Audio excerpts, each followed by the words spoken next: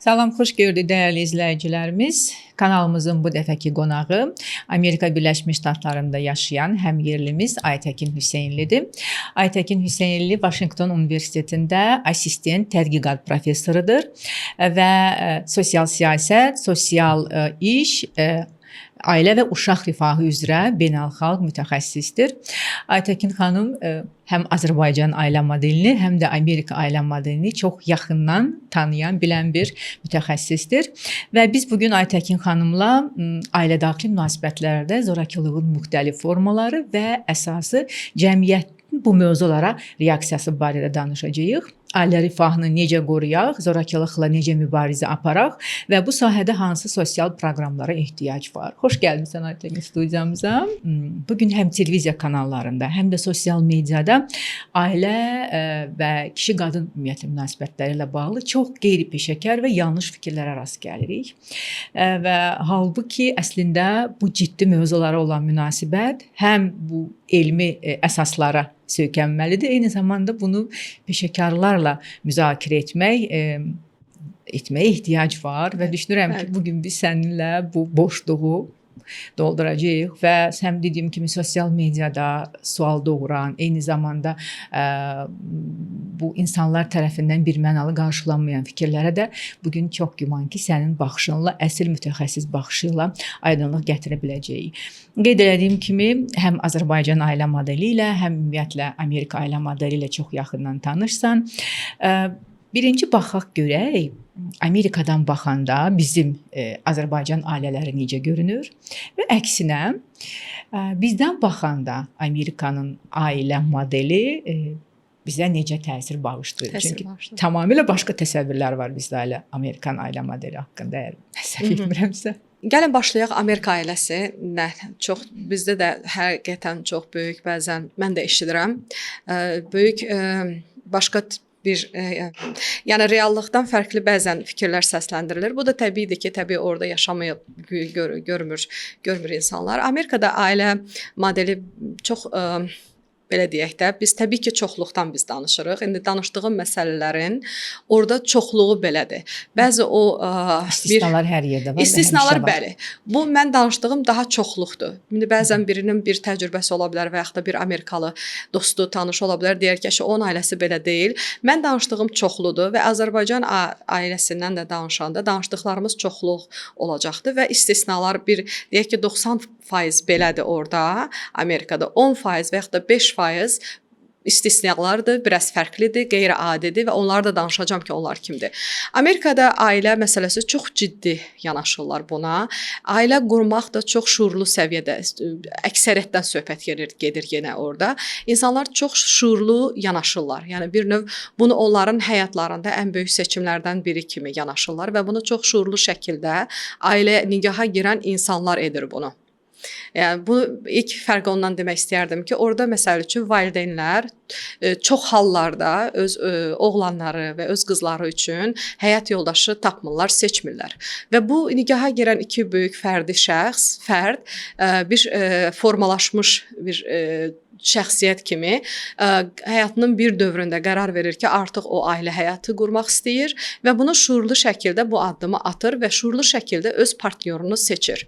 Və belə bir olduğu halda da və çox hallarda yenə də deyirəm, çox hallarda ümumi yanaşmada digər həyatlarında baş verən digər məsələlərdə planlı şəkildə gedir. Məsələn, uşağın doğulmasını planlaşdırırlar, nə qədər uşağın olmasını onu da planlaşdırırlar. Çünki elə bir ailə mühiti yaratmaq istəyirlər ki, həm özləri üçün, həm də orada böyüyən, orada uşaq üçün orada çox gözəl bir mühit olsun.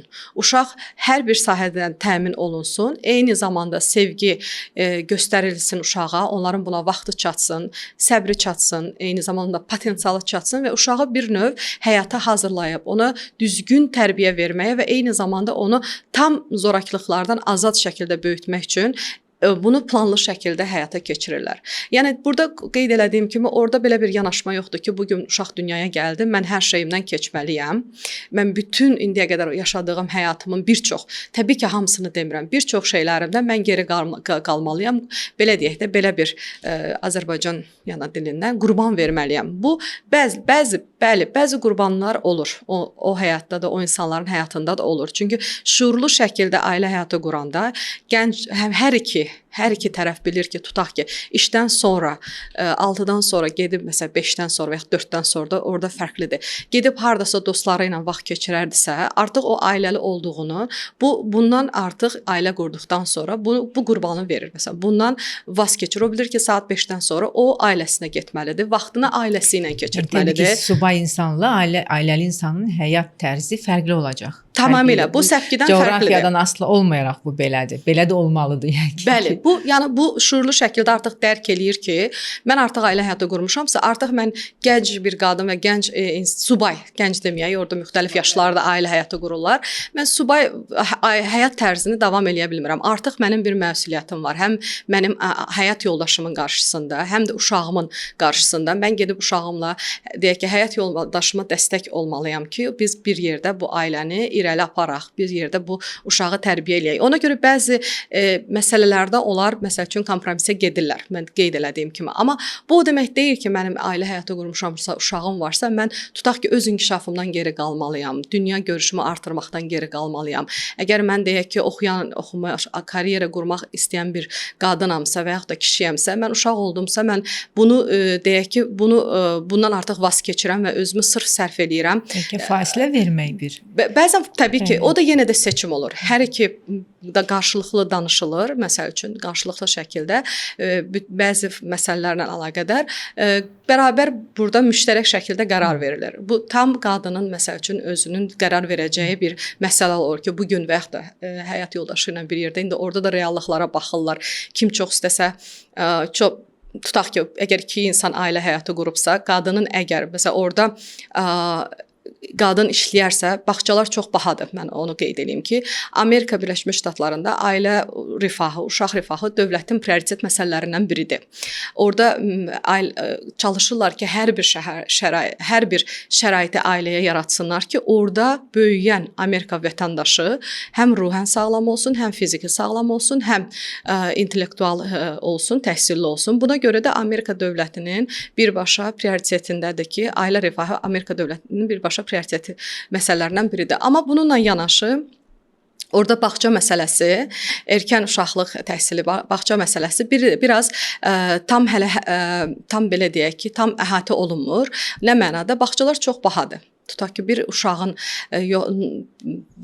bir normal bir bağçaya getməsi kifayət qədər ayda, ildə pul tələb edir və bu ailə həyatı qurmuş bu şəxs bunu müzakirə eləyir. Əgər qadın çalışarsa və oradan gələn pulu bağçaya gedərsə, bəlkə ondan daha yaxşısı olar ki, qadın və yaxud da kişi, o az maaş qazananın biri evdə otursun, uşağı böyütsün, nəinki həmin o pulun biz bağçaya verək. Belə hallarda belə şuurlu şəkildə, qarşılıqlı müştərək müzakirə şəklində belə qərarlar verilir. Çoxluğu baxımından bəli, ailə həyatı müştərəkdir. Orada qərarlar bərabər verilir və hamının, hər iki tərəfin marağıdır və öhdəliyidir ki, ailədə sırf gözəl bir mühit olsun, sağlam bir mühit olsun, qarşılıqlı hörmətli bir mühit olsun. Bu hörmət təkcə partnyorlar arasında deyil, eyni zamanda da uşaqlara qarşı da bu hörmət göstərilir, gözlədilir və öyrənilir. Bəs oradan baxanda bizim ailə modeli necə təsir bağışlayır? Artıq 11 ildə orada yaşayan bir insan kimi mən artıq bura gələndə təbii ki, mənim də qohumlarım var, mənim də dostlarım var, mənim də cəmiyyətdə televizora baxıram və müzakirələri görürəm sosial mediada. Burada təbii ki, hiss olunan fərq ondan ibarətdir ki, sanki bizim gənclərimiz və yaxud da ki, ailə quran insanların yenə də deyirəm, hamısı demirəm. Mən eyniləşdirmək heç bir məsələdə düzgün deyil. Hətta bu gün biz televizorda da çıxırlar, hamı eyniləşdirir. Özünün başına gələn bir hadisəni və yaxud da qohumunda gördüyü bir neqativ və pozitiv hadisəni eyniləşdirir və bütün hamıya şamil edir. Hamıda belədir. Yox, bu belə deyil. Məsələn, qızlar bu gündədir. Belə ifadələr tez-tez eşidirəm mən məclislərdə. Oğlanlar belədir, kişilər. Yəni eyniləşdirmək heç bir halda doğru deyil. Amma ümumi olaraq baxanda belə bir hiss bağışlı gəlir mənə ki, belə bir müşahidə eləyirəm ki, sanki bizim bu gənclərimizdə daha çox burada ailə həyatı qururlar. Həmin dövrdə özləri şuurlu şəkildə bunu eləmir. Yəni bu sanki əksər hallarda yenə də deyirəm, istisnalar var. Burada da bizim çox gənclərimiz də özləri şuurlu şəkildə sevirlər, bir-birlərini seçirlər, evlənirlər. Amma çox sanki belə bir məndə bir müşahidə var, bəlkə mən yanlış deyə bilərəm. Valideynlər və qohum ilk öncə partnyorları seçir, bəyənir. Və sonra artıq evlənmək, nikaha girmək istəyən insanlara bunu deyirlər. Və hətta belə ola bilər ki, onlar etiraz edir, amma yenə də ananın xoşuna gəlibsə, belə bir təsir var. Yan tərəflərin təsiri var partnyor seçməsində. Yan tərəf demək, nikaha girənlərdən əlavə onların valideynləri və qohumlarının seçimləri daha vacibdir. Bəyənmələri daha vacibdir kimi belə bir mənim müşahidəm var. Bax, belə bir müşahidə var uzaqdan baxanda və oradan bura baxanda ailə modeli də yenə də mənim üçün belə görsənir ki, sanki ailə bir tərəfli münasibətlər ya öhdəliklər bir tərəfli bəzən gedir. Yəni ki, yəni uşağın tərbiyəsi sanki yalnız bir nəfərin üzərinə, bir valideynin üzərinə düşür və yaxud da ki, sanki bəzi öhdəliklər, bəzi rollar çox sərt şəkildə bölünür. Məsəl üçün, həyat yoldaşı atadırsa, məsəl üçün, kişi xeyli pul gətirirsə evə, o artıq uşağın tərbiyəsi ilə, münasibətləri ilə tam məşğul olmaq istəmir və yaxud da buna cəlb olunmur. Hətta cəmiyyət də bunu təşviq etmir.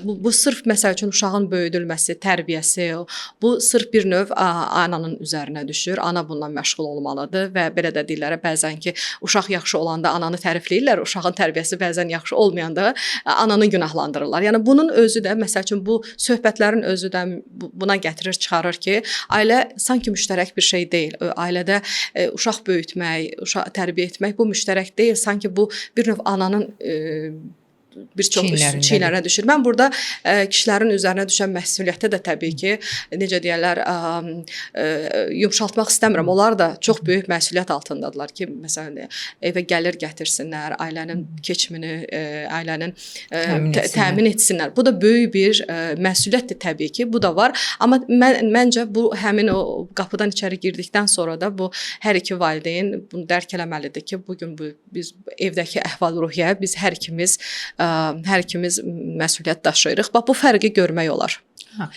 Bizim mövzumuz bugün daha çox ailə daxili münasibətlərdə zorakılığın müxtəlif formalarıdır və bizə çox vaxt elə gəlir ki, ailə daxili zorakılıq bu fiziki şiddətdir. Yəni fiziki şiddət varsa o zorakılıq hesab olunur. Gəl baxaq, tanıyaq ümumiyyətlə bu məişət zorakılığının, ailə daxili münasibətlərin zorakılıqlarının formaları deyərkən neçə forması var, onu necə tanımalıyıq? Bəzən olur ki, zorakılıq göstərən şəxs özü belə fərqində olmaya bilir bunu və çünki bunu normal qəbul eləyir. Bu haqda danışaq Aytəkin. Ümumiyyətlə, Azərbaycan qanunvericiliyində məişət zorakılığı üzrə Azərbaycan Respublikasının qanunu var. Orada zorakılığın növləri artıq tərifi verilibdir. Hansı davranışlar, hansı hərəkətlər zorakılıq sayılır, artıq bu qanun vasitəsilə qanunla tanınır və mexanizm də var ki, bu davranışlar baş verilərsə, bu zorakılıqlar tətbiq edilərsə, nə etmək lazımdır? Yəni, hamı qanunu oxumur da. Bəli, mən sadəcə demək istəyirəm ki, mən danışdıqlarım indi Azərbaycan qanunvericiliyində öz təzahürünü tapır, əksini tapır. Fiziki zorakılıq, yəni bir problemi həll etmək üçün Sevinç çox gözəl qeyd edirsən ki, birinci onu tanımaq lazımdır. Doğrudur. Məişət zorakılığında qanununda bir neçə növü tanınır artıq. Fiziki bu bizim hamımızın bildiyimizdir. Fiziki eyni zamanda vurub deyək ki, hər hansı bir yerini qırmaq, öldürmək deyil, eyni zamanda itələməkdir, eyni zamanda belə deyək ki, bədəndə balaca bir xəsarət də olsa, fiziki xəsarət yetirməkdir. Bunların hamısı fiziki zorakılıq sayılır. Eyni zamanda tanınır. Eyni zamanda ən çox gizli gedir və bunu bir çox insanlar da bilmir. Buna adətən gizli gedən zorakılıq növü deyirlər. Psixoloji, emosional zorakılıqdır. Məsəl üçün təhqir etmək, nalayiq sözlər demək, hörmətsiz yanaşmaq və daimi qorxu içində saxlamaq. Bilirsiniz, bunun özü də psixoloji zorakılıq gedir. Məsələn, hətta Azərbaycanda bunun mexanizmi bilmirəm necədir, qanunla tam tanışam. Məsələn, amma Amerika Birləşmiş Ştatlarında zorakılığa uğrayan bir neçə dənə bizim orada Azərbaycanlı qadınımız olmuşdu və biz kömək eləmişdik ki, onlar formanı doldursunlar, müraciət eləsinlər dövlətə və orada forma doldurarkən çox uzun bir formadır. Zorakılıqların növləri var və biz orada baxıb biz çox gülmüşdük. Hətta məsəl üçün həyat yoldaşın gəlib evə sən yemək bişirdi, yeməyə hər hansı bir neqativ fikir deyibmi? Bunun özü də məsəl üçün orada psixoloji zorakılıq kimi sayılır. Araya bir sual salmaq istəyirəm. O bizim Azərbaycanlı xanımların həyat yoldaşı Amerika vətəndaşı idi, yoxsa Bəli, yox, Azərbaycanlı idi. Azərbaycan ailələri, sırf Azərbaycan ailələri. Amerika cəmiyyətində böyüyən insanlar biraz artıq zorakılıq onlarda tabudur. Yəni onlar bunu bilirlər, onu tətbiq edirlər. Çox həll eləyiblər. Yəni orada bizim cəmiyyətdə bir də fərq də ondan ibarətdir ki, ailə daxili zorakılıqların çoxsu normallaşdırılıb. Yəni insanlar bunu görür, eşidir. Belə bir qohumumuzda hadisə baş vermişdi. Həyat yoldaşı xanımı döyürmüş və döyərkən qonşular həyətdə oturur. Məsəl üçün həyət evmiş, orada oturub söhbət eləyir. Eşidirlərmiş xanımın qışqırığını və buna çox belə sakit şəkildə müdaxilə eləmək və heç bir şey, yəni bu Amerika cəmiyyətinə baş versə, məsələn qapını sındırıb girə bilərlər içəri ki, orada qışqıran xanımı xilas eləsinlər. Ən azından polisə zəng vura bilərlər. Polisə zəng vurmuşlar, amma bu biraz burada da polisə zəng vurmuşlar. Polis gəlmişdi, aparmışdı həmin şəxsi. Amma biraz sanki hiss olunur ki, tutaq ki, döyülmək biraz çox maksimum bir zorakılıqdır da. Digər zorakılıq hallarında bizim cəmiyyət normal kimi baxır buna. Amma Amerika cəmiyyətində artıq bu tabulaşdırılıb. Məsələn, bizdə tabu olan şeylər nədir? Bizdə elə bir şeylər tabudur ki, tabu o deməkdir ki, olmazın olmazıdır da. O əslində olmamalıdır.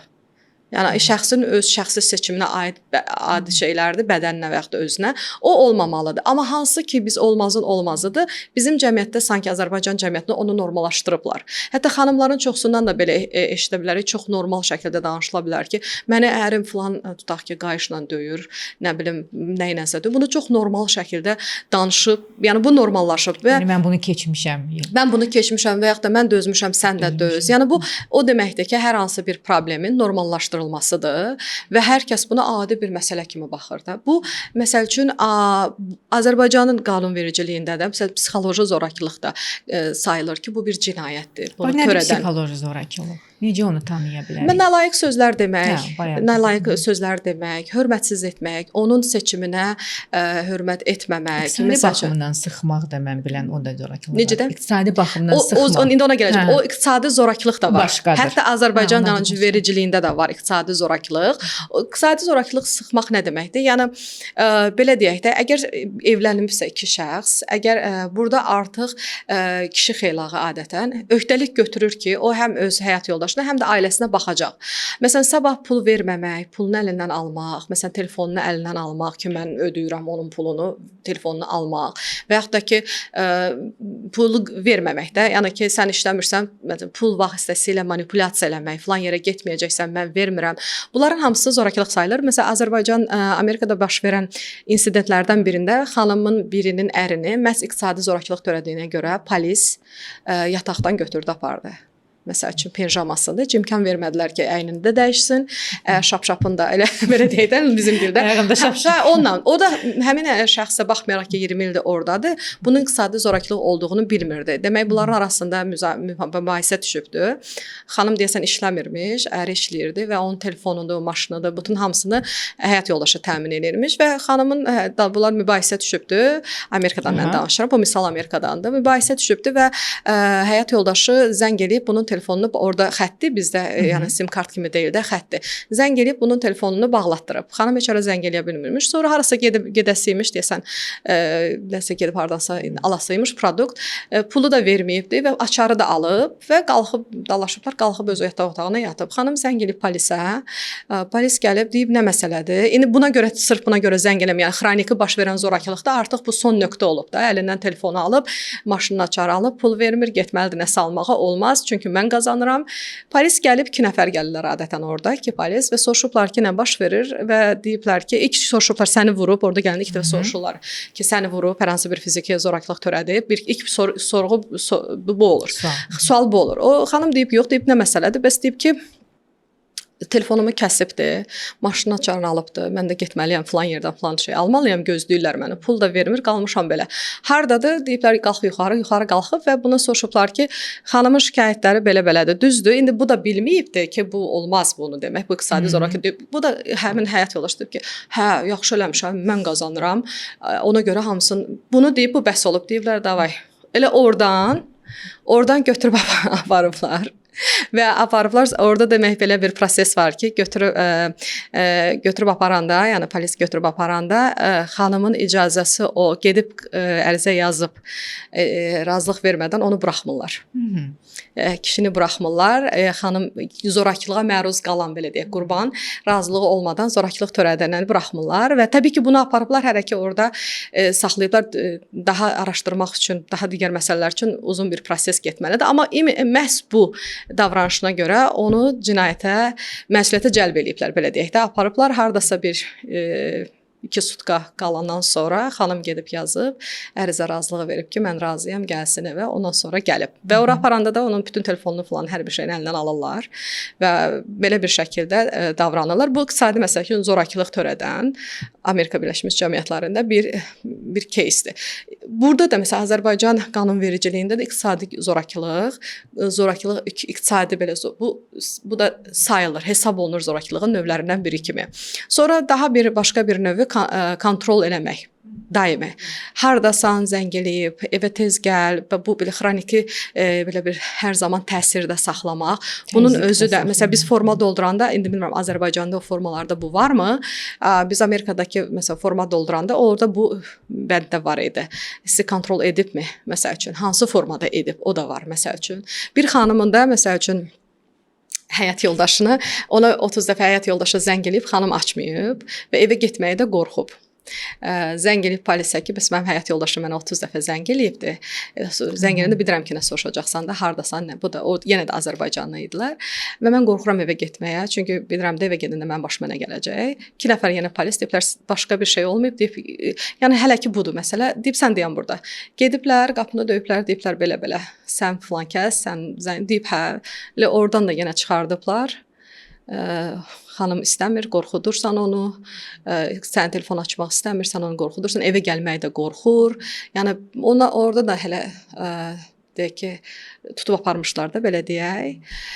Və sonra təbii ki, o xanım qarşı başqa zorakılıqlar da vardı. Çox emosional, iqtisadi zorakılıqları var idi. Həyat yoldaşı qazanırdı, evi saxlamırdı və xanımı təhqir eləyirdi. Döymürdü, amma itələmişdi, şillə falan belə vurub eləmişdi 1-2 dəfə. Və bunu sonra xanım prosesi davam elətdirdi və onlar sonra demək olar ki, boşandı. Evdən çıxarandan da, zorakını evdən çıxardıqdan sonra orada yaxın gəlməyə qoymurlar. Nə də zəng eləməyə, nə də ki, evə yaxınlaşmağa orada bir məsafə var, mən tam yadımda deyil. Həmin məsafə qədər xanımın olduğu, yəni ailənin olduğu evə zoraki yaxınlaşa bilməz. Yaxınlaşarsa, o polisə xəbər çatarsa, tutaq ki, xanım zəng eləyə bilər, uşaq zəng eləyə bilər, onlar o aparırlar. Artıq orada çox ciddi məsuliyyət cəlb edirlər. İcazəsi olarsa danışa bilərlər, olmazsa danışa bilməzlər və həmin uzaqlaşdırırlar zorakını evdən və icazə vermirlər ki, o yaxınlaşsın. Mən bir şey də qeyd etmək istəyirəm. Zorakılıq törədən təkcə kişi olmaya bilər. Qadınlar, yəni mən ona görə zorakılıq törədən deyirəm. Yəni bu kişi də, qadın da ola bilər. Yəni fərqi yoxdur. Yəni zorakılığı biz təkcə təcrübəndə var belə bir hadisə. Mən qadın tərəfindən olanını hələ belə bir təcrübəmdə olmayıbdı. Biz Azərbaycan ailələri olduğuna görə orada daha çox belə deyək də belə hallar olubdu. Azərbaycan ailələrlə çalışırsınız? Mən işləmirəm. Bunlar mənim deyək ki, mənim tədqiqatım ailə rifahı, uşaq rifahıdır. Bu sadəcə olaraq orada Azərbaycan icmasında tanıdığım, bildiyim qadınlarımızın keysləri, belə deyək də başına gələn hadisələrdir. Mən onlarla işləmirəm. Bunların işləyən dövlət qurumları var. Orada Sosial Xidmətlər Nazirliyi var. onların nəzdində Aydın. belə bir mütəxəssislər var, amma ilk kəz şikayət gedəndə zorakılıqla əlaqədar fərqi yoxdur. Ailənin hər bir üzvünə ilk kəz gələn polis olur, müdaxilə edən polis olur. Sonra artıq sosial müdafiə, sosial xidmətlər agentlikləri onlar da cəlb olunur. Orada çox böyük araşdırmalar gedir. Ailənin vəziyyəti nədir, daha hansı zorakılıqlar olub. Amma mənim sadəcə də universitetdə araşdırma sahəm budur ki, ailə və uşaq zorakılıqları nədir, necə baş verir və bunun cəmiyyətə, ailəyə, fərdlərin özünə vurduğu zərbə nədir? Bu zorakılıq ümumiyyətlə çox böyük bir ictimai səhiyyə problemidir. Bunun çox böyük iqtisadi, sosial, psixoloji fəsadları var Amerika cəmiyyəti üçün. Məhz sırf uşaqlara olan zorakılıq Amerika cəmiyyətində hesablayırlar ki, ildə dövlətə 300 milyarda başa gəlir. Bu nə deməkdir? Çünki uşağa qarşı zorakılıq baş verəndə bəzən ya da böyük insana qarşı onlar xəstəxanalara düşürlər. Onların işlərinə görürsüz bu polislər cəlb olunur. Sosial sahədə çalışan mütəxəssislər cəlb olunur. Bəziləri ciddi elə bir vəziyyətə gəlirlər ki, ciddi psixoloji, sosial və yaxud da tibbi müdaxilə lazım olur. Bunlar hamısı vəsaitlərdir. Dövlət büdcəsindən gedən pullardır. Ona görə bunun zorakılığın iqtisadi zərərini də hesablayırlar Amerikada və sırf məhz bir uşağa qarşı olan 280-300 milyard dollara illik başa gəlir Amerika cəmiyyətinə. Ona görə cəmiyyət çalışır ki, orada hər bir sahədə bunun qarşısını mütləq şəkildə alsınlar. Bizim ailə modeli ilə Amerika ailə modelini müqayisə elədik, dinlədim səni. Biz çox fərqliyik. Məsəl üçün bir kişiyə sual versən ki, niyə həyat yoldaşını 30 dəfə yığmısan, o deyəcək ki, çünki mən narahat idim 30 dəfə yığdım. Elə deyil axı. Sən də bilirsən, elə deyil. Necə nə mənada elə? O kontrol eləmək üçün, narahatsan, hardasan? Elə deyil də, sən də bilirsən bunu. Bizdə nəyə görə zəng eləyirlər? Hardasan, evə gəl, niyə evdə deyilsən, niyə çıxmısan? Bayaq qeyd elədin, danışdıq ki, ailə həyatı qurduqdan sonra həm qadın, həm kişi artıq sübay həyatı sürmür. Yəni evə vaxtında gəlmək, bazar günləri bir yerdə keçirtmək, həftə sonuna harasa getmək, bu bir yerdə olur. Yəni tutalım ki, ayda bir dəfə ya 2 aydan bir həm xanım, həm kişi öz rəfiqələri ilə tutalım harasa çıxa bilər, gəzə bilər. Bu bizdə normaldır. Amma indi Amerika cəmiyyətində bilmirəm. Yəni bir qadına dəfələrlə həyat yoldaşını zəng vurmağı bizim cəmiyyətdə normal hesab olunur. Yox, orada belədir. Məsələn, mən sənə ailə həyatı qurmuşamsa, mən bu gün səhər durmuşam, günorta ürəyim istəyir gedim kafedə bir kofe içim. Mən deyirəm, əzizim, mən istəyirəm, işin yoxdursa, bir planımız yoxdursa, mən gedirəm Starbucks-a bir kofe alıb oturub içəcəm. Okey, davay, sağ ol. Yəni Aytəkin, bu deməkdir. Yəni o demək deyil ki, mən burada görürəm də dəvət edirsən filan kəsi, gəl filan tədbirə, görüm icazə verəcək. Ay balam, icazə, yəni bu qul ağa münasibətidir artıq, başa düşürsən? Yəni kim kimdən icazə alır? Kişi arvaddan icazə alır bir yerə gedəndə. Yox, görsən, amma bu yoxdur orada. Və bu böyük orada artıq bu yoxdur ki, mən rahatdır qadın. Rahat deyil, ikisi də fərd, inkişaf etmiş, formalaşmış şəxsdir. Həyatlarını birləşdiriblər. Mən sənə icazə alıramsa, sən də onda mənə icazə al harasa gedəndə. Yəni bizən görsən, bizim beynimizə o qədər bu yeriyib ki, sən də bunu tam belə otuzdura bilmirsən də. Yox, mən tam otuzdurmuşam. Nə mənada? Yəni orada o söhbət yoxdur ki, mən bugün həyat yoldaşımdan icazə almaq söhbəti yoxdur. Bu da o demək deyil ki, bilirəm. Nə var onu deyirəm. Bu da o demək deyil ki, qadın durur birdən-birə oturmuşuq evdə, durur qapını çırpır gedir. Deyir, məsəl üçün mən planlaşdırırlar da bir yerdə, məsələn mən bu gün falan yerə getmək istəyirəm. Bu icazə yox, məlumat verir. Əgər xəbər verir, bölüşür. Aysa bölüşür. Day demir, icazə verirsən mən bu gün gedim kofe içim. Və yaxud da həftə sonunu planlaşdıranda, əzim bu həftə sonuna tutaq ki, hər hansı bir planımız var, harasa gedirik. O da mən qızlarla planlaşdırmaq istəyirəm. Okeydir sənin üçün? Okey. Yəni ki, belə, icazə ver mən bu həftə sonu qızla ad gününə gedim də. Yəni bu icazə ver söhbəti yoxdur. Bölüşülür. Yəni biz bir yerdə yaşayırıq da, ola bilsin ki, sən də bu həftə sonunda nəsə fikirləşirdin və yaxud da ki, bu aya nəsə fikirləşirdin. Təbii ki, yəni ailədə bütün hüquqlar, qaydalar bərabərdir. Mən onu gətirmək istəyirəm ki, ümumiyyətlə bugün bütün dünyada kişi və qadın münasibətləri yeni forma alır. Yəni 200 il bundan qabaqki qadın-kişi münasibətləri deyillər, düzdür. Və ümumiyyətlə qadının bugün özünə olan tələbi 200 il əvvəlki qadının tələbidir. Heç 50 il bundan qabaq qadınlar belə deyildi. Bu gün artıq bizim gözləntilərimiz başqadır. Və bu dəyişikliklər münasibətlərin strukturunu və mahiyyətini də biraz dəyişdi. İndi artıq qeyd etdiyim kimi ailədə daha çox qarşılıqlı hörmət, qarşılıqlı yəni bölüşmək, qarşılıqlı sevgi, ümumiyyətlə hüquq bərabərliyinə əsaslanır. Amma bu dəyişiklik eyni zamanda biraz cəmiyyətdə qarışıqlıq da yaratdı. Məsəl üçün yeni çətinliklər gətirdi, o yeni çağırışlar gətirdi, yeni suallar yaratdı ki, biz bugün o sualları səninlə məsəl üçün müzakirə eləyirik. Və hələ də bundan barışmayanlar var ki, artıq kişi və qadın münasibətləri tamam başqa, yəni məcraya gəlib, tamam başqa bir forma alıb və bu da bərabərlik deməkdir bunun adı. O bayaq dediyim kimi qul və ağa və nökər və qul münasibətindən çıxıb bərabərlik münasibətinə gəlib. Amma həyat yoldaşı. Bəli, həyat yoldaşı. Yəni bizdə o söz indi gəlib mahiyyətini tapmaq amma üzrədir sanki. Amma biz neçə illərdir bir-birimizə həyat yoldaşı deyirik də. Amma bugün hələ də çətinliklər var. Məsələn, bunu qəbul etməkdə həm orta yaşlı nəsil çətinlik çəkir, həm də gənclər də çətinlik çəkir. Bax, bu çətinliklər nədən ibarətdir? Niyə bizə çətin gəlir bu yeniliyi qəbul eləmək, bu münasibətlərin yeni formasını, yeni formatını qəbul eləmək? Əslində mən bir məsələni giriş eləmək istəyərdim. Mən çox eşidirəm bunu. Mən danışanda da bəzən mənə deyirlər, ora Amerikadır, bura Azərbaycandır. Yəni bir şeyi sadəcə olaraq qəbul etmək lazımdır ki, zorakılığın nə coğrafiyası var, nə irqi var, nə rəngi var, nə iqtisadi sinifi var. Yəni zorakılıq hər bir yerdə zorakılıqdır. Əgər bu gün Azərbaycan qanunvericiliyində bəzi davranışlar zorakılıq sayılırsa, bu artıq Amerikada belədir söhbəti deyil. Bu Azərbaycandır artıq. Azərbaycanda bunu artıq bizim dövlətimiz deyir ki, bu olmaz. Ailə daxili belə münasibətlərdə və yaxud da bu olmaz. Yəni burada təkcə ailə daxili münasibətlər, məişət zorakılığı deyəndə iki partnyor arasında zorakılıqdan söhbət getmir. Orada uşağa qarşı olan, evdə olan yaşlıya qarşı olan, yaşlı insanların, gənclərə olan münasibətlərindən gedir. Əgər bunlar bu davranışlar biz bayaqlarımız sadaladıq. Fiziki zorakılıq, iqtisadi, emosional, mənəvi, kontrol etmək, bunların hamısı zorakılıq sayılırsa Azərbaycan qanunvericiliyində biz artıq özümüzdən danışmalıyıq və bu qəbul olunmur dövlət tərəfindən. Bunu sadəcə olaraq artıq insanların tərəfimizdən normallaşdırılması təbii ki, biraz vaxt alacaqdır. Amma bu özü də sadəcə olaraq baş verməyəcəkdir. Bunun üçün böyük bir təbliğat kampaniyaları aparmaq lazımdır.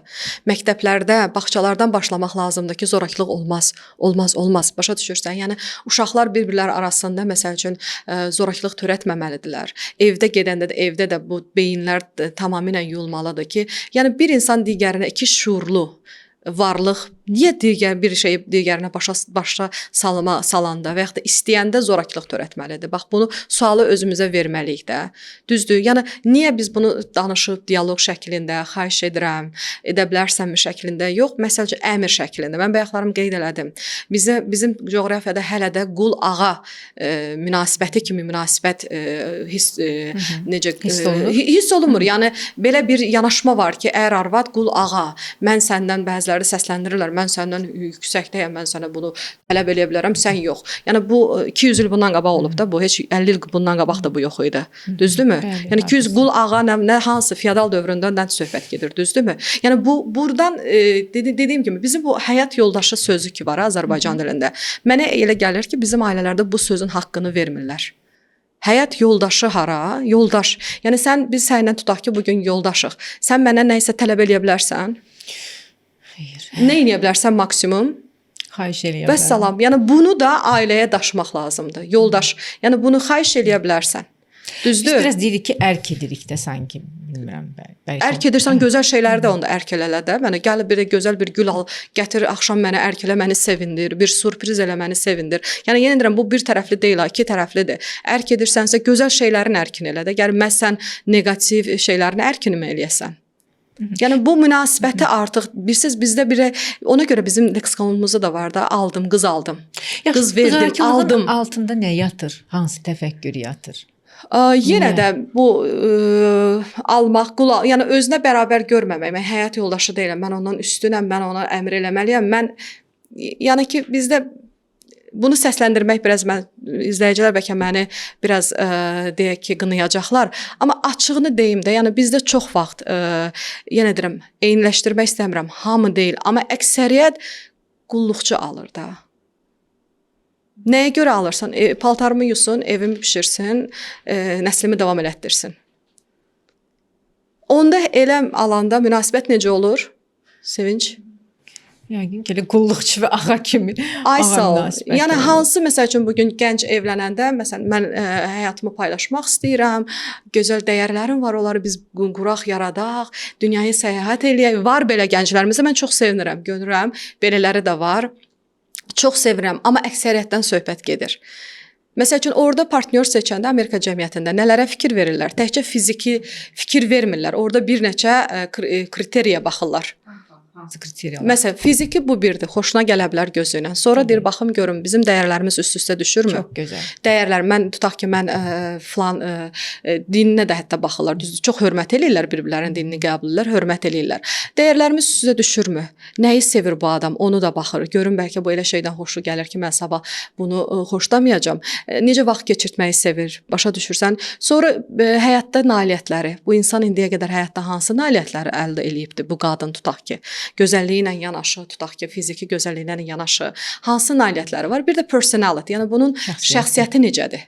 Pis insandır, yaxşı insandır, qaraqabaqdır, qaşqabaqlıdır, demək kobuddur, mehribandır. Yəni 3-4 kriteriyaya görə həyat yoldaşı seçilir, partnyor seçilir və özləri şuurlu şəkildə seçir. Mən demirəm, orada da tanış eləyirlər və çoxlu belə applicationlar da var da, yəni biz açıq bu var.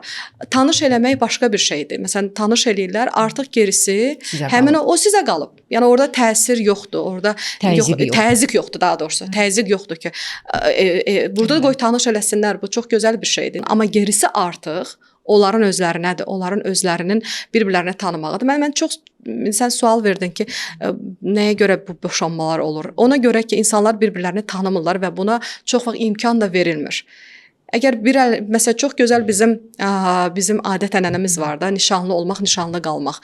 Bunu da ata-babalarımız nəyə görə fikirləşib? Ki insanlar bu nişanlıq müddətində bir-birlərini tanısın. Aytəkin, bax çox gözəl məqamatı oxundun. Dəyərlərimiz üst-üstə düşür ya yox? Biz ümumiyyətlə bugün bax mikrofon alıb çıxsaq küçəyə və yaşlı, böyük fərqi yoxdur. Sual versək, mikrofon uzatsaq ki, sənin hansı dəyərlərin var? Yəni ümumiyyətlə bilirsən dəyərlər nədir? O bizim sualımıza cavab verə bilmir. Çünki yoxdur. Çünki fikirləşməyib insan barədə. Ümumiyyətlə bizə öyrətməyiblər ki, ümumiyyətlə dəyər nə olan şeydir? Yox, var. Sənin var, öyrədirlər. Yox, mən sənə deyim, hansı dəyər öyrədirlər? Qadının belə elə bu da dəyərdir. Yəni, bunun özü də bir dəyərdir, məsəl üçün. Mənfi dəyərlərdir. Yəni mərhəmətli. Yəni bu da dəyər, amma dəyərdir də. Yəni indi gəl biz cəmiyyət kimi biz fikirləşək ki, bu gün bu necə birisən sual versək ki, özünün pozitiv tərəf, qaranlıq tərəflərini də yaz, yaxşı tərəflərini də yaz. Yəni yaz. Yazmaqda çətinlik çəkəcək hər ikisində. Yəni özünü tanımır bizim insanlar və özünü tanımayan insan gedir başqasını necə tanıya bilər. Və burada o qədər dəyər ziddiyyəti yaşayır ki, bugün ailələr çox dəyər ziddiyyəti yaşayırıq. Və məncə daha çox o boşanmaları deyəndə deyirik, tanımayıb evlənirlər. Tanımayıb heç özünü tanımır insan. Özünü tanımayan insan qarşıdakı insanı heç vaxt tanıya bilməz. Özünü dəyərləndirməyən adam başqasını dəyərləndirməyə bilməz. Və ailələrin çoxunu şuurlu şəkildə də partnyor seçə bilməz. Şuurlu şəkildə də mən söhbətimizi başlayanda dedim ki, böyük fərq orayla burada nigaha şuurlu şəkildə gedirlər. Partnyorlarını şuurlu şəkildə seçirlər. Bilirsiniz, burada məsələn mən çox eşidirəm, var belə eşidirəm, oğlan anasına deyir ki, mənə bir qız tap evlənim. Bir ildən sonra da boşanır və sual da ortaya çıxır ki, mən də hətta sual verməliyəm də, niyə də boşanmasın? Başa düşürsünüz? Məsələn, bizdə fərqli yanaşmalar da belədir. Bir-birlərinin dəyərlərini biləndə, tanıyanda, məsələn, bilirəm ki, mən Sevinç dindar adamdır. Məsəl üçün deyirəm də. Sevinç dindardır. Sevinç tutaq ki, gündə 5 dəfə namaz qılır. Sevinç, mən bunu bilirəm, artıq belə bir insanla evlənirəm, ailə həyatı qururam və sabah onu qəbul edirəm bunu. Və mən fikirləşmirəm ki, sabah mən Sevinci dəyişim. Bu mənim haqqım yoxdur, çünki o mənim partnyorumdur. Və yaxud da əksinə, dindar bir oğlandır, qızdan xoşu gəlir fiziki də indi görüb gözü tutur, sabah təzyiq edir ki, başını bağla. Axı sən bunu görəndə o başı bağlamırdı, o belə bir gəzirdi, belə bir insan idi da.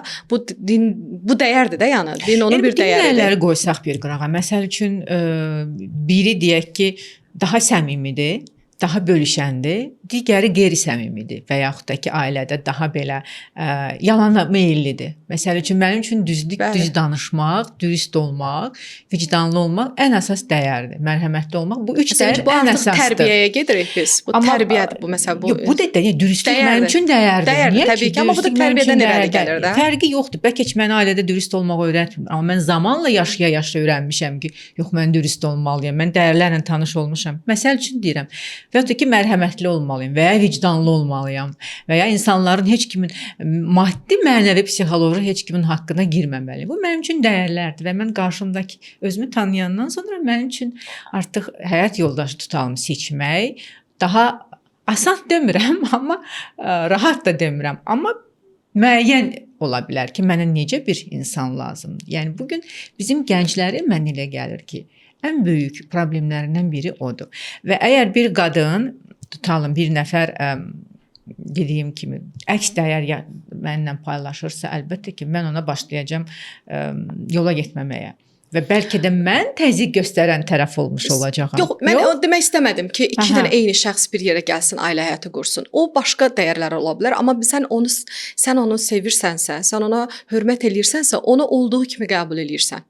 Bax, bəzən olur ki, insan keçəməyə bilir dəyərlər. Məsələn, bir yalançı adamla yaşamaq çətin ola bilər. Düz danışan Təbii ki, əvvəldən ona görə sən onu tanıyırsan da. Amma bəzi şeylər ola bilər ki, biri məsəl üçün mənim belə bir tanışım var. Məsəl üçün həyat yoldaşı introvertdir, evdə oturur və onlar ailə həyatı quran, qız isə çox ekstravertdir. Onun həyatı bu böyük problem deməkdir artıq. Yox, onun həyatı, qızın həyatı məsələn deyir ki, mən daimi podruqalarımla görüşürəm. Mən daimi yox da, yəni mən çöldə gedib görüşmək istəyirəm. Məsəl üçün oğlan həyat yoldaşı isə introvertdir. O deyir ki, amma bunların anlaşması olub. Oğlan deyib ki, sən mənə toxunma. Mən evdə xoşbəxtəm, kompüterin arxasında öz işlərimdə. Sən xoşbəxt deyilsənsə, sən yəni bərabər işlər də eləyirlər, bərabər fəaliyyətlər də eləyirlər. Amma bunlar bir-birlərini tanıyıblar və bunlar indi bir-birlərinə okey deyiblər. Və həyatlarını da belə sürdürürlər. Oğlan həyat yoldaşı, kişi xeylağı məsəl üçün evdə özünü xoşbəxt hiss edir, özünü çox vaxtı hər zaman yox. Evdə deyək ki, boş vaxtını keçirir. Həyat yoldaşı xanımsa, onun üçün daha çox xoşbəxtlik gətirən, onu sevindirən, çöldə hər hansı bir rəfiqəsi ilə görüşmək və anası gilə getmək, xalası gilə getmək, toya getmək, nişana getmək onu xoşbəxt eləyirsə, həyat yoldaşı da onu gedir və orada artıq həyat yoldaşını belə təzyiq eləmir ki, gəl, niyə gəlmirsən və yaxud da əksinə, və yaxud da həyat yoldaşı mən getmirəmsə sən də otur evdə. Amma onlar bir-birlərini tanıyıblar, şuurlu şəkildə seçim eləyiblər ki, bu insan belədir, mən də beləyəm və biz bunu yola verə bilərik də. Yəni mən demədim ki, iki dənə bir-birinə oxşar eyni adamla evlənəsən. O çox darıxdırıcı ola bilər. Bəzən də məsəl üçün. Bəzən dəyərlər üst-üstə. Amma dəyərlər üst-üstə düşməlidir. Xarakterlə fərqli ola bilər. Bəli, dəyərlər üst-üstə düşməlidir. Yalançılıq indi o dəyər biraz tərbiyə ilə əlaqədardır. Tərbiyəsizlik deməkdir də o yalançı olmaq, kiminsə haqqına girmək. Yaxşı mənəvi xarakter, yaxşı insan olmamaq kimi ola bilər. Məsəl üçün bəlkə ikisi yalançı bir yerdə yola gedə bilər. Bu da onların seçimidir. Biz buna hörmət eləməliyik. Yəni bu o demək deyil ki, hər iki bəlkə iki dənə deyək ki, vələduzla bir yerdə yola gedə biləcək, iki dənə tutaq ki. Bu onların seçimidir. Əgər onlar bir yerdə xoşbəxt olacaqlarsa, yəni ətraf təsir etməməlidir. Bizdə məsələ budur. Sən deyirsən ki, məsəl üçün bu dəyərlər axı bizə imkan vermirlər. Həm o dəyərləri bu artıq uşaq tərbiyəsinə gedir, çıxır. Bizdə uşaqlarımızın tərbiyəsi biraz başqa yönümdə gedir də. Başa düşürsüz? Valideynlərimizə bu sahədə mən dedim Amerikada ailə rifahının olması üçün çox böyük dövlət proqramları var. Məsəl üçün orada uşaq tərbiyəsi üçün xüsusi proqramlar var. Pozitiv valideynlik deyilən bir yanaşma var dünyada. Və Amerikada dövlət proqramı şəklindədir bu. Və riskli olan ailələri məhkəmə yolu ilə bu təlimlərə göndərirlər. Əgər o ailələrdən uşaqlara qarşı zorakılıq şikayətləri gələrsə, məktəblərdə məsələn psixoloqlar var, nəzarət edirlər uşaqları, onlar bilirlər. Məsələn bir кейs gətirin, bizim bir Azərbaycanlı uşağımız bir dəfə dərsə gedəndə tutaq ki, krasovkasının nəsə anası deyir ki, qapının ağzında da hamısını köhnəni geyinib gedib, krasovkası biraz cırıq şəkildə olub aşağısında. Bu dərsə gəlib psixoloq bunu otağına çağırıb. Çünki bu uşaq zorakılığının növlərindən biridir, etinasızlıq.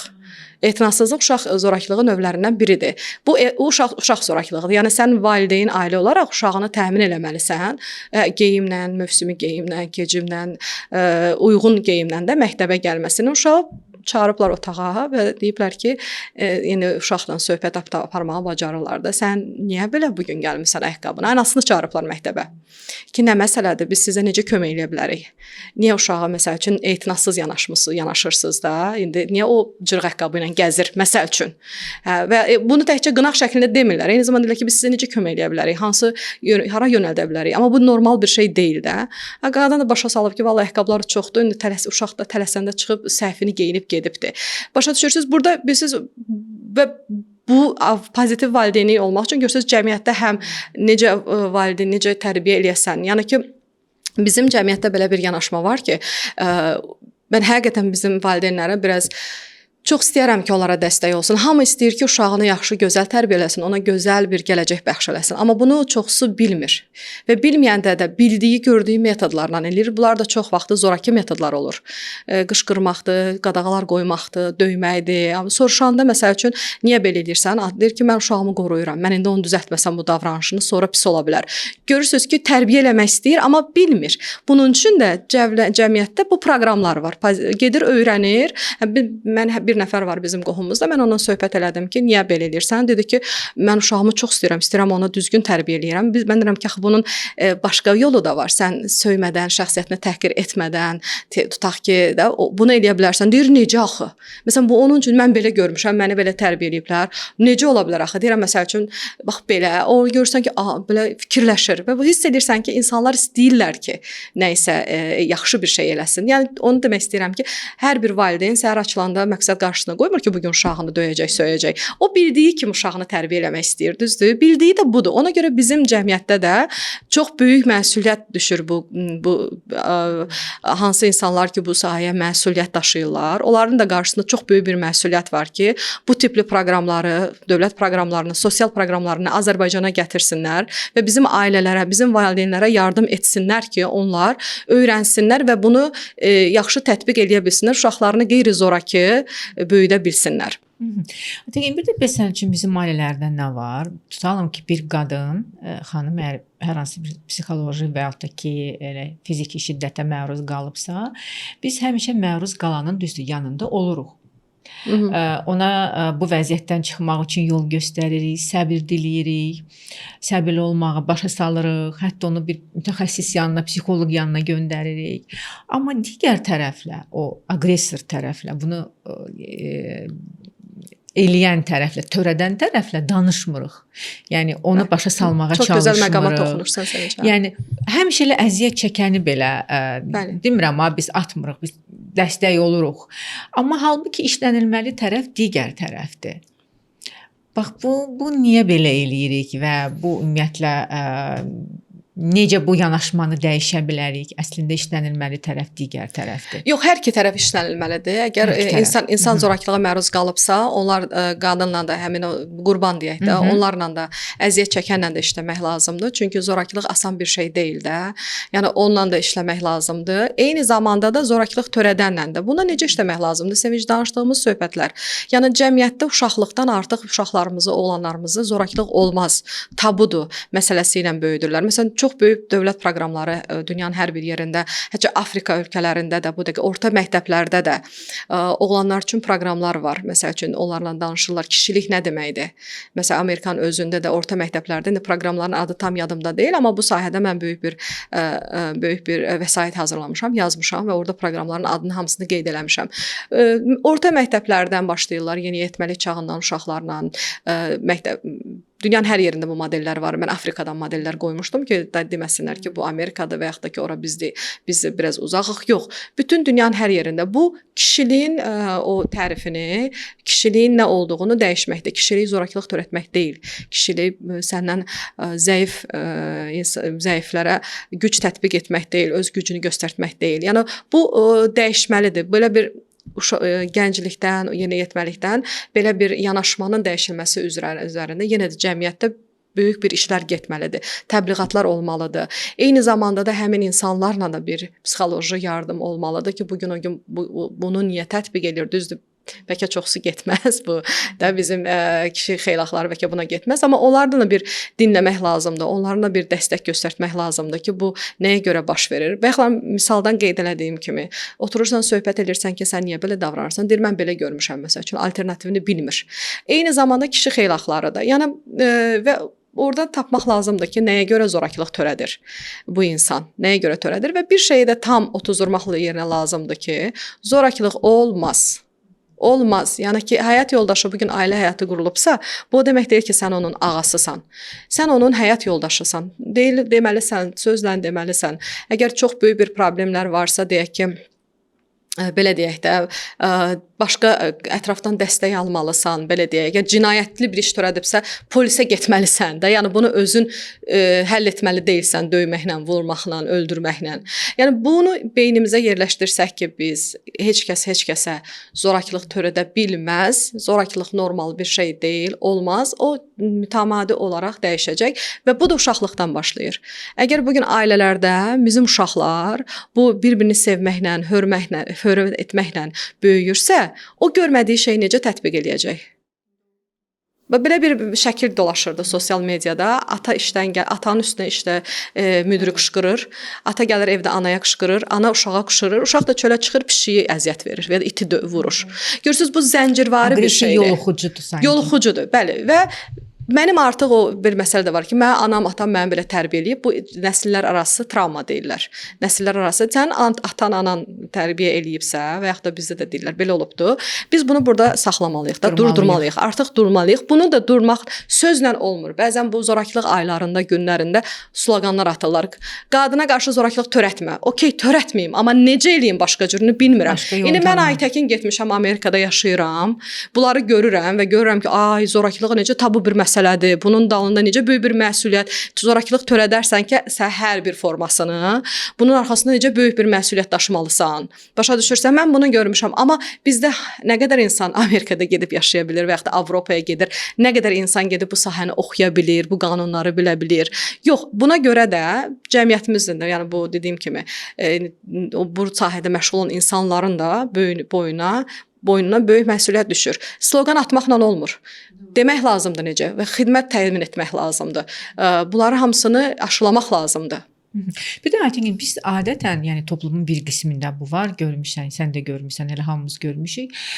Zorakılıq edən və hətta qətl edən, yəni qadın qətillər də var. Yəni tez mediada çıxır bu xəbərləri. İzləyirsənsə bəlkə bizim medianı görmüsən, hətta yeniyetmə qızını qətl edən, yəni bu yaxınlarda çox acınacaqlı bir hadisəni oxuduq mediada.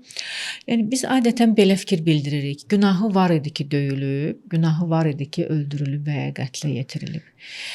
Yəni bu zorakılığa məruz qalana, bayaq qeyd elədiyim kimi, yardım edənlərlə yanaşı qınayanlar da olur.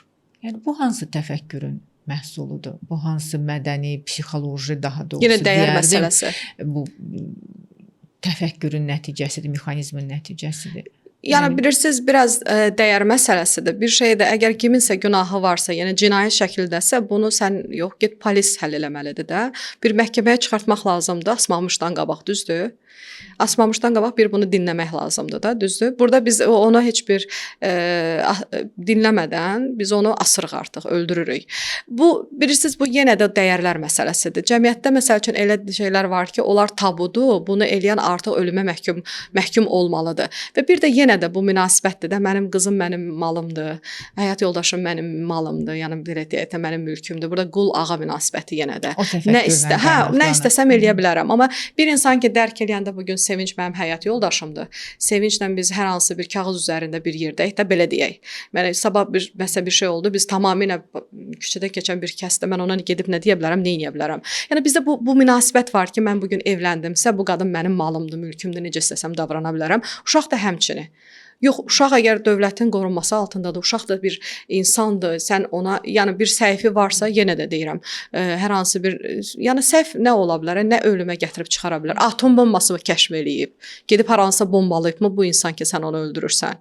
Yəni dəyərdir də, yəqin ki, indi o bilmirəm nə baş verib, TikTokda yəqin nəsə hansısa video gedib, bilmək olmur da, kim hansı oğlanla görüşüb. Yəni bizdə o qədər məsələləri, bəzi məsələlər tabu eləyirlər. Bu sevmək, bir-birini iki gəncin sevməsi, iki uşağın sevməsi böyük bir tabudur. Amma tutaq ki, gedib hər hansı böyük bir rüşvət almaq, hər hansı bir yerə bu böyük tabu deyil. Başa düşürsüz? Yəni bu dəyərlər biraz məsələsi var da. Yəni bu sevgi qədimi dövrdən mövcud olan bir şeydir də. Yəni bunu niyə biz bu gün iki insanın bir-birinə xoşuna gəlməsi, belə şeylər ki var ki, buna görə insanları bax belə öldürürlər. İndi bilmirəm o qızın başına nə gəlibdi, nəyə görə, amma müzakirələrdən o deyirlər, haqq verənlər bunlardır ki, yəqin nəsə eləyib. Elədiyi də belə şey olacaq da. Atom bombası kəşf eləməsi deyil ki. Düzdür? Qadınların qadına zorakılığı nə qədər genişdir? Elə mənim bir nəfər Avropada bir rəfiqam var, gender üzrə alimdir o, Darya Zavejak. Mən onu bir dəfə dərsimə dəvət eləmişdim, tələbələrin Amerikada. O çox gözəl bir fraz işlətdi. O fraza hələ də mənim ağlımdadır. Aha. Dedi ki, əslində qadınlar şuuraltı, zorakılıq törədən qadınlar şuuraltı həmin o öz qızıdır, nəvisidir, ona bir növ qısqanırlar. Bunu şuuraltı şəkildə sanki buraxa bilmirlər, bir növ bunu şuur üstü eləmirlər də, bunu bilərəkdən eləmirlər. Şuurlu etmirlər də, bunu şuuraltı şəkildə. Bizim bu dəqiqə Azərbaycan cəmiyyətində mənim də müşahidə elədiyim, demirəm ki, ana qızını qısqanır nəyə görəsə də, amma bir növ daha çox bizim cəmiyyətdə də nəyəsə görə də bilmirəm bunu. Məsəl üçün ətrafımda olub da görmüşəm, qohum var, ailə həyatı qurub, inan həyatı heç nədir. Bax gündə döyülür, yaşlı qadındır. Bu insan həyatda bir xoş gün görməyib də, həyat yoldaşı döyür və qızlarına 18 yaşı olmadan zorla ərə verdi. Ona soruşmaq istəyirəm ki, sən bu ailə həyatında nə bir xoş gün gördün ki, qızlarına da eyni şeyi nəsib elə. Məsəl üçün 18-19 yaşları olan kimi qızlarına da eyni şeyi rəva gördün. Bax sən adam var da... Ərə veribsə o demək deyil ki, qızlar da döyüləcək, ana döyülübsə, qızlar da yox, döyüləcək. O demək deyil. Amma bu imkan verir. Sən özün, məsəl üçün, ailə həyatı qurmusan, əlində bir sənətin yoxdur. Ona görə heç orası düzdür. Mən onu demək istəyirəm. Məsələn, işləmir, evdə də ərindən asılıdır. Tutaq ki, əri tərəfindən məsələn zorakılığa məruz qalır hər gündə, şiddətli şəkildə. Yəni sənin özünün gəldiyin nöqtə budur da həyatda. Çünki sən bir yerə də get deyəndə gedə bilmirsən. Çünki özünə rəva gördüyünü, qızlarına da rəva gördü. Hə, özünə rəva gördüyünü, nəinki o desin ki, qızım, siz oxuyun, əlinizə bir sənəd alın, ayağınızın üstündə durun, sonra ailə həyatı qurun. Çünki mən heç elə olsaydım, mən bu dəqiqə bu zorakılığa dayanmazdım, çıxıb sizi də götürüb gedərdim. Amma mən bugün gedə bilmirəm, çünki mən ancaq maliyyə tərəfdən aslıyam da, sizə baxa bilmirəm. Bax, əslində hər bir şəxsi gedib nəsə eləyə bilir, heç kəs acından ölmür də günün sonunda. Hamı da özünü bir yerə çatdıra bilər. Yəni zorakılığa bu məsələ ilə dözmək düzgün deyil. Çünki orada təkcə zorakılığa məruz qalan sən deyilsən, eyni zamanda oradakı körpələrdir, oradakı uşaqlardır da, başa düşürsünüz. Amma məsələn görürsən ki, özünü mən üçün həmişə maraqlıdır ki, bu insan bu belə bir obrazdan gəlib ailə həyatı qurub, bundan xoşbəxt deyil də. Necə bunu öz qızlarına, bunu niyə rəva görür? Çox maraqlıdır, bunu araşdırmaq lazımdır ki, niyə o təşviq eləmir ki, qızlarım getsin, oxusun, çünki bir yerə gəlsin. Çünki normallaşıb onun üçün. Yəni artıq belə insanlar ola bilər, üçün. Bayaqlam danışdıq da, normallaşıbdır bu. Və bir də fikir verin də, yəni qadına zorakılıq törədirsiniz. Daha çox kimdir oğluna qız axtaran? Daha çox kimdir? Yəni hansıdır? Atadır yoxsa anadır, kişidir? Ana. Hə, daha çox məsəl üçün və axtaranda məsələn belə deyirlər. Mən eşitmişəm ətrafımdakı bəzi məclislərdə, gəlsin evdə belə yığışdıracaq, belə eləyəcək. Yəni görürsüz o artıq oğlunun xoşbəxtliyini fikirləşmir, özünə bir növ köməkçi gətirir evə. Başa düşürsüz? Köməkçi gətirir evə və bilmirəm bu nəyə görə belədir, amma belə hesab olunur ki, bəli, məsələn, o hətta bu danışığı çox vaxt biz qadınlardan da mən eşidirəm ki, yaxşı elib döyülüb, yəqin ki, nəsə iş görüb də. Yəni ki, yəni bizdə məişəti idarə edə bilmək qadının əsas funksiyası hesab olunur. Bəli, başqa rolu yoxdur. Bəli, bir sanki deməyək də ümumiləşdirmək. Yəni əgər başqa deyək ki, dəyərləri varsa, o bir işə yaramır. Yəni var, o okeydir, amma əsası budur. Amma əsas məişəti idarə etməlidir. Yəni gerisi artıq maraqlı deyil. Ola da bilər, olmaya da bilər. Yəqin ki, həmişə o, yəni daha belə işgüzar, daha çox məişətə meyilli və məişəti çəkib çevirən qulluqçu da bir növ yenə də. Yəni gəlir o sözün üstünə. Belə deyək. Qulluqçu axtarılır da, gələ o sözün üstünə gələk. İndi çox adam məni orada qınayacaq ki, xeyr, mən bu işləri görürəm, mən qulluqçu deyiləm. Amma yəni belə bir şey var da, hər xanım öz evinin hər bir şəxsiyyət bu həyata gəlir özünü realizə eləmək üçün. Yəni açın baxın Maslovun Bəli, ehtiyaclar ehtiyaclar iyerarxiyası var. piramidası, Çox bəli. xahiş edirəm bütün xanımlarımız indi bizi baxacaq, bizi qınayacaqlar. Müxtəlif sözlər də səsləndirə bilərlər, amma xanımlar, bütün millət, yəni insan həyata gəlir son nöqtədə, yəni özünü realizə eləmək üçün. O realizə müxtəlif ola bilər. Bəlkə biri ailədə həyat yoldaşı olub, uşaq tərbiyə edib, gözəl uşaqlar oxudub. Bu onun missiyasıdır, ola bilər. Bəzisi də bəzi insanlar üçün bu olmaya da bilər. O Maslovun iyerarxiyasını açın, oxuyun və siz orada ehtiyaclar son piramidasını, son həddə görürsüz ki, insanın özünü realizəsidir. Sonra da tərki dünyalıqdır da. İndi o bəzilərinə qismət olur, bəzilərinə olmur da. Tərk biz başqa tamamilə Yüksək ruhi məqam. Bəli, yüksək artıq bu həyatda onun üçün hər şey heç nədir. Başa düşürsə, hər şey var, amma eyni zamanda heç nə var, heç nə yoxdur.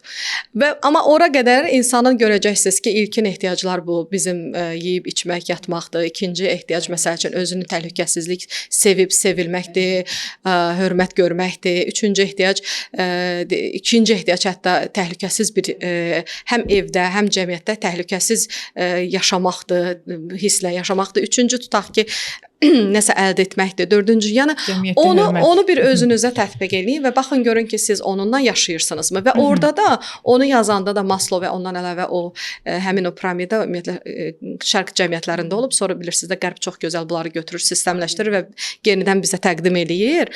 O orada baxın görün orada yazılıbdı. Bu ancaq qadınlar üçündür, ya da kişilər üçündür. Və bunu eləmək üçün də bizim qadınlarımız da biraz o məişət işlərini görmək, o roldan biraz çıxmalıdır da, düzdürmü? Yəni bunlar özlərində işləməlidirlər, bunlar getməlidirlər, təhsil almalıdırlar, bunlar deyək ki, muzeyinə getməlidir, musiqisini, hobbisi olmalıdır, onu eləməlidir, bu eləməlidir, yazmalıdır, şəxsiyyət kimidir. Bu məişətin olsun, bunu məişət rolunun olsun, yemək bişirmək, paltar yumaq, bu uşağa baxmaq, həyat yoldaşına baxmaq, bu olsun, qaynanaya, qaynataya baxmaq da bizim Azərbaycan reallığıdır. Və yaxud da ailədə başqa kimlərsə yaşayırsa, amma eyni zamanda o birisi tərəfdə gedirmi inkişaf? Yəni siz məhz bura gəlmisiniz, dünyaya gəlmisiniz, yemək bişirib, yeyib, içib, yatıb, sonra dünyanı tərk etmək üçünmü? Uşaq dünyaya gətirmək, sonra tərk etmək. Uşaq dünyaya gətirə bilərsən, o da ola bilər, gözəl bir ana ola bilərsən. Amma eyni gözləntilər odur. Gözləntilər odur. Amma bəzən tələb eləyirlər ki, uşağım mənim məsəl üçün də, uşağım mənim savadlı deyil, mənim uşağım. Bax gör ki, sən gördüyün nümunəvi savadlı uşağı hansı ana tərbiyə eləyib və bax gör o ana hansı işlərlə məşğuldur. Sən onda görəcəksən ki, sənin uşağın niyə belədir, o niyə belədir. Yəni bu, əgər bugün bizi anaların üstünə böyük bir məsuliyyəti qoymuşuqsa, mən bayaqlarım sizə qeyd elədim, Amerika cəmiyyətində uşaq tərbiyə eləmək hər iki valideynin məsuliyyətidir. O demək deyil ki, sırf qadın dünyaya gətiribsə, qadın səhərdən axşama qədər onunla məşğul olmalıdır. Xeyr, ata da məşğul olur bundan. Əgər o istəyirsənsə, o demək o anaya da bir şərait yaratmalısan ki, onun dünya görüşü artsın, onun belə deyək ki, intellektual səviyyəsi artsın, inkişafda olsun, cəmiyyət xəbəri olsun, zövqü formalaşsın. Məsəl üçün daha çox kiminlə işləməyə ehtiyac var? Qadınlarla yoxsa kişilərlə? Ailəyə dəstək olmalıdır hər ikisinə. O pozitiv dediyim valideynlik proqramlarda orada da yazmaya bu ancaq qadın valideyndir gedir də söhbət. Valideyn kimdir? Hər iki tərəf. Hətta bizim cəmiyyətlər üçün məsələn Türkiyədə o dövlət proqramı özlərinə məxsus onu yaradıblar, dövlət səviyyəsində onu tətbiq edirlər. Təhsil Nazirliyi nəzdində belə bir böyük bir idarə var bu proqramı tətbiq edən. Şəxsən tanıyıram. O modeli mən Azərbaycana gətirdim. 2 il biz burada tətbiq etdik. Şüvalanda çox gözəl də alındı. Sonra maliyyə baxımından qaldı, eləyə bilmədik. Orada hətta nənələr üçün də o proqramı orada həmin o təlim proqramları mən dediyim 1 saatlıq, 2 saatlıq təlimlər deyil, o sistemlərdir. Müxtəlif sistemlər var orada. Bir neçə sistemlər var. Amerikada yəni orada 1 illik proqramlardan söhbət gedir. Valideynlər 1 ilə yaxın tədbir həmin təlimlərə gedirlər. Yaş kateqoriyalarına görə bölünür, uşaqların tipinə görə bölünür, ailənin vəziyyətinə görə bölünür. İndi modellərin birini seçmək lazımdır. Ailədə zorakılıq olanda təsəvvür edin ki, bir insanın, bir şəxsin və uşağın sinir sistemi 24/7 stres vəziyyətindədir. O necə ola bilər? Bütün xəstəliklər yarana bilər bundan, düzdürmü? Əgər o ailədə səhərdən axşama qədər psixoloji problemlər fizikdə olur. Yəni ürəyi tuta bilər. Psixosomatik adlanır. Bəli, evdə həmin ailədə deyək ki, belə bir ailə daxili münasibətlərdə zorakılıq varsa, qışqır bağır varsa, belə deyək də daimi tələb danlanmaq, bilmirəm Uşaq dərsdə də pis oxuyacaq. Əlbəttə ki, uşaq Göstəriciləri oxumayacaq. pis oxuyacaq, Çox ya gözəl oxumayacaq. bariz nümunələri var. Ümumiyyətlə Wessel van der Kolk deyilən bir psixiatr var dünya üzrə. Onun çox gözəl bir kitabı var. Dinləyicilərimiz istərlərsə onun kitabını da alsınlar, oxusunlar və görsünlər ki, zorakılıq insanlara necə təsir eləyir. Onun belə bir misalı var. Deyir ki, qonşu otaqda ata, yəni davadalaş gedərsə, və yaxud da uşağın olduğu bir mühitdə davadalaş gedərsə, o davadalaşın təsiri o uşağa döyüş meydanında əsgərə olan təsiri qədərdir. Bəli. Məsələn, əgər döyüş meydanından əsgər geri dönürsə, Onun beyni necədirsə, uşağın onu da təhlil beyni edirlər, o elədir. necə bir stres keçiribsə, eyni şey həmin ailəsində zorakılıq baş verən, davadalaş baş verən və yaxud uşağa qarşı tətbiq olunan zorakılığın nəticəsi eyni. Siz təsəvvür edirsiniz, yəni bu zorakılıq bir körpə üçün, bir uşaq üçün döyüş bölgəsindəki travmaya Bir də bərabərdir. nəyə toxunmaq istəyirəm Aytəkin, bu çox mühüm məsələdir. Biz çox vaxt zorakılığa qarşı mübarizə aparan psixoloqları, sosial proqramları və bu istiqamətdə fəaliyyət göstərən insanları siz ailəni dağıdırsınız. Yəni belə günahlandırılmalar eşidirik. Belə bir səsləndirirlər ki, siz ailələri dağıdırsınız. Psixoloqlar çıxandan sonra ailələr dağılmağa başladı. Halbuki ailə daxili zorakılığın qarşısı alınmazsa və bu məziyyət uzun müddət davam edərsə, həm sosial, həm psixoloji fəsadları nədən ibarət ola bilər? Bax, bizim cəmiyyət üçün. Amerika cəmiyyəti üçün dedin ki, bunun daha çox iqtisadi tərəfini düşünür. Bizim cəmiyyət üçün bəs daha çox fəsadları nə ola bilər? Bax, bugün bizim ailələr özün görsən, boşanmalar çoxalıb. Yəni biz nə qədər desək də ki, bax, qadınlar dözürlər müəyyən psixoloji, deyək ki, zorakılıq hallarını, amma dağılan ailələr də çoxdur. Çünki ailənin o rifahını düzəltmək lazımdır. Necə etmək olar, onu etməmək lazımdır bilirik, amma necə etmək lazımdır, onu bilmirik. Bax, fəsadları nə ola bilər bizim üçün? Zorakılıqda böyüyəmişəm. Bəli. Yəni mən ümumiyyətlə psixoloji və sosial fəsadlar. Amerikan misal çəkdin. Amerikanı yenə də deyirəm, Sevinç, zorakılığın coğrafiyası yoxdur. Yəni fərqi yoxdur. Zorakılıq zorakılıqdır. Yəni bu zorakılıqda böyüyəndə nə olur? Uşaq üçün böyük təsirlər olur. Onlar təhsildən geri qalırlar.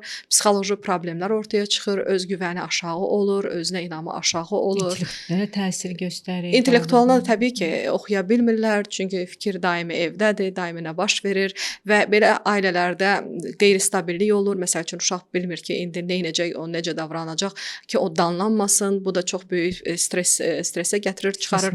Bu stres mənbəyi. Təbii ki, bunların hamısı da fiziki sağlamlığa da təsir eləyir. Fiziki sağlamlığa da təsir eləyir. Qadınlarda da həmçinin yenə də stres, xəstəliklər əmələ gəlir. Yəni əhval-ruhiyyə bunu zaten Semaşka sağlamlıq sistemində Semaşka həmin alim, Sovet alimi bunu hər zaman qeyd eləmişdi ki, xəstəliklər əhval-ruhiyyədən çox asılıdır da. Siz təsəvvür edin, bir insanın əhval-ruhiyyəsi daimi pisdirsə, onda hər cür xəstəliklər ola bilər, fiziki, psixoloji eyni zamanda. Yəni bunun çox böyük fəsadları var. Bunun üçün təkcə qərb ölkələrində, Türkiyənin özündə də, İranda da çox böyük araşdırmalar aparılır və zorakılığın, ailə daxili zorakılığın insanların psixoloji, sosioloji durumuna, məktəbdəki nailiyyətlərinə, ümumiyyətlə həyatdakı nailiyyətlərinə necə böyük təsir elədiyinin böyük bir araşdırmaları var. 91-ci illərdə Amerikada böyük bir araşdırma aparıbdı, hardasa 17 min insan arasında. Böyük insan arasında və onlarda böyük insanlar olubdu və onları araşdırıblar, nəyə baxıblar ki, bir qrup insan orada olubdu uğurlu, birisi bir növ uğurlu olmayıb və o soruşublar, hansılar ki, uşaqlıqda zorakılığa məruz qalıb, zoraki mühitdə böyüyübdü, o insanlar həyatda heç bir şeyə nail ola bilməyiblər, xroniki xəstəlikləri var, öz şəxsi ailələrini, həyatlarını qura bilməyiblər və onlar arasında da erkən ölümlərə müşahidə ediblər. Amma digər qrup hansılar ki, gözəl münasibətli ailə mühitində böyüyüblər, qeyri-zoraki, sevgi ilə, hörmətlə o insanların həyatları hər bir baxımdan alınıbdı. Həm sağlamdılar fiziki baxımdan, həm nailiyyətləri böyükdü, həm uzun ömürlüdülər, həm də öz həyatlarını qura biliblər. Bax, bu araşdırma çox böyük bir inqilaba səbəb olmuşdu bu sahədə. Ondan sonra bunu zorakılığın nələr törədə biləcəyini artıq bildikləri üçün bir çox dövlətlər, hökumətlər bunun qarşısını ciddi cəhlə, çox böyük səylə almağa çalışırlar. Bir də sosial iş və sosial proqram anlayışına nə daxildir? Bax, ümumiyyətlə Azərbaycanda mövcud problemlər nədən ibarətdir bununla bağlı? Sosial işlə bağlı. Bəli. Sosial iş ümumiyyətlə nədir? Mən indi öz o Mhm. fakültədə Bəli. oxumuşam, qurtarmışam. İndi sosial iş, sosial siyasət fakültəsində işləyirəm Amerikada. Sosial iş sosial problemləri araşdırıb və onları aradan qaldırma üzrə bir ixtisasdır. Məsəl üçün bizdə təkcə sosial problemləri araşdırıb bunu belə danışmırıq da. Eyni zamanda nə edə bilər? Okay, problem var. Ay sağ ol. Təkcə İndi nə edə danışmırsınız. bilərik? Azərbaycanda bir çox universitetdə artıq açılıb bu sahə. 20-yə yaxın universitetdə var bu sahə, bakalavr, magistr və bir neçə universitetdə doktorantura sahəsi var. Təhsilin keyfiyyətini yüksəltmək lazımdır. Sosial iş sahəsində təhsilində sayı okeydir, amma keyfiyyətində problemlər var. Keyfiyyətini yüksəltmək lazımdır ki, və Azərbaycanda məsələn bu ailələr və sosial işin sahələri var. Ailə və uşaqlarla işləyən sosial işçilər var, yaşlı insanlarla işləyən sosial işçilər var, əlilliyi olan insanlarla və bu sahələr üzrə ixtisaslaşdırma aparılmalıdır. Mən məsəl üçün və böyük bir belə deyək də sosial işçilər ordusu olmalıdır ki, bu gün bizim ailələrimizlə məsəl üçün zorakılıqlar olanda müdaxilə eləyə bilsinlər, onu gedib daim yoxlaya bilsinlər və dediyim bu proqramları da icra eləyə bilsinlər. Və o ailə və uşaq rifahı üzrə olan sosial işçilər ümumiyyətlə və mütəxəssislərin cəmiyyətimizdə yaxşı, yəni təhsilinin düzgün və yaxşı təşkil olunmasından olunan sosial işçilərdən söhbət gedir. Onların rolu çox böyükdür və böyük olacaq onlara gəldikdə. Məsəl üçün Amerika cəmiyyətində biz uşağa qarşı zorakılıq eşidəndə və yaxud da biləndə, görəndə uşaq müdafiəsi idarəsinə zəng eləyirik. Orada polislə bərabər sosial işçi gəlir. Yəni onlar birinci məqamdan sosial işçilər bu prosesə, uşaq və ailələr üzrə sosial işçilər bu prosesə cəlb olunur. Onlar gəlirlər, ilkin baxış olur. Əgər orada həmin o çağırışda təsdiq olunarsa ki, bu uşağa zorakılıq var, sonra onu götürürlər, daha dərindən qiymətləndirilmə aparılır və daha bu işi sosial işçilər aparır. Azərbaycanda vəziyyət necədir bu məsələlə? Mən bildiyim qədərilə Azərbaycanda var və bəzi bu işlər üzrə var. Bizdə daha çox sığınacaqlar var. Qadınları aparırlar ora. Məsəl üçün Amerikada necədir? Zorakını oradan uzaqlaşdırırlar. Amma burada bir məsələ də var ki, orada mexanizm elə güclü qurulub ki, zorakını evdən uzaqlaşdırdıqdan sonra o geri dönüb xətər verə bilmir də. Çünki o arxasında nə durduğunu bilir. Yəni o mühafizə orqanları bilsə ki, o evə yaxınlaşıb, həmin o uzaqlaşdırma əmrindən sonra onu təbii ki, həbs edirlər və yaxud da bizdə bu mexanizm nə qədər yerinə oturub, nə qədər detallı düşünüb bilmirəm. Bizdə adətən zorakılıq məruz qalanda qadınları sığınacaqlara yerləşdirirlər. Bu deməkdir ki, qadını öz rahat yerindən uşağı ilə bərabər götürürlər. Məsəl üçün bir nəfər zorakılıq törədirsə, 5 nəfər rahatlığından olur, gedir sığınacağa və sığınacaqlarımız bizdə var, Azərbaycanda var. Onlar məxfidirlər, onların yerləri bilinmir və mən bildiyim qədərilə yeni başlanılıb uzaqlaşdırma əmri də belə bir şey də var. Amma ona nə qədər tətbiq olunur və nə qədər məsuliyyət daşıyırlar, mühafizə orqanları nə qədər bunu qoruyur, o haqqda heç bir məlumatım hələ ki yoxdur. Amma bu yeni başlayıb. Doğrudan bizim bugün ailələrimizin xilas olunmasına, xilas edilməsinə ehtiyac var deyə düşünürəm. Yəni ailələrin xoşbəxt yaşaması üçün, ailə rifahının yüksəldilməsi üçün, ailə üzvlərinin daha xoşbəxt, daha təhlükəsiz, psixoloji baxımdan təhlükəsiz, eyni zamanda fiziki baxımdan da təhlükəsiz yaşamaları və yetişmələri üçün böyük dəstəyə ehtiyac var. Hər tərəfli, cəmiyyət, həm bəli. dövlət, həm QHT-lər belə deyək varsa, həm insanlar, hər kəs öz öhdəsinə düşdüyünü eləməlidir və yenə dediyim kimi, analar əgər qulaq asırsa, uşaqları, hətta atalar da, valideynlər zorakılığın normal olmadığını təşviq etmək lazımdır. Yəni öz uşaqlarınıza qarşı da, öz partnyorlarınıza qarşı da, yəni bir şey başa düşün ki, bu da insandır və o danışacağınız dili başa düşəcək. Başa düşürsünüz. Digər başqa məsələlər varsa da, onda zəhmət olmasa mühafizə orqanları vasitəsilə həll eləyin də. Yəni bir şey dərk eləmək lazımdır ki, bu sənin həyat yoldaşındır, bu sənin uşağındır, bu sənin malın, mülkün deyil və əgər ki cinsə aiddir və hətta yaşlı nəslə də aiddir də. Yəni bir növ o insanın olduğu kimi, şəxsiyyət kimi görmək, qəbul etməkdən söhbət gedir. Çox sağ ol Aytəkin, çox təşəkkür edirəm, minnətdaram. Çox sağ ol.